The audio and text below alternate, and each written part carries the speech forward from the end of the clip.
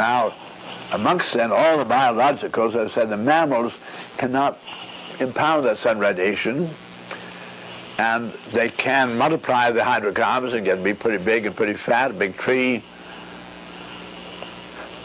Then the hydrocarbons don't get lost, even though the particular operation of that particular organism, they call it its life, meant to be there, but the hydrocarbons don't get lost.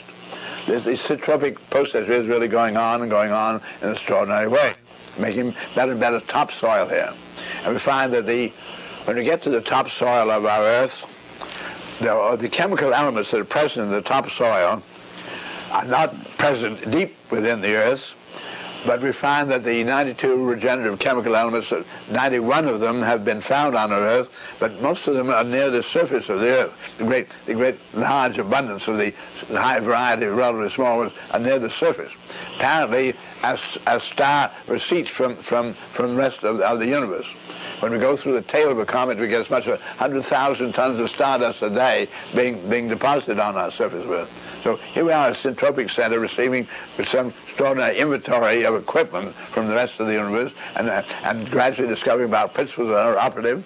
And amongst then all the biologicals, we cannot multiply the hydrocarbon molecules as fast as trees or elephants, but what we can do, we have this extraordinary mind. And as I said to you last night as we finished, what is common to all human beings through all history? Problem solving. We're here for problem solving.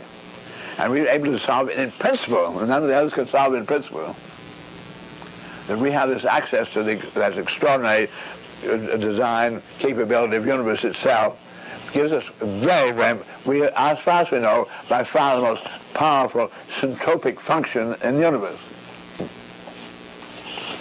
Boy, that's quite a responsibility.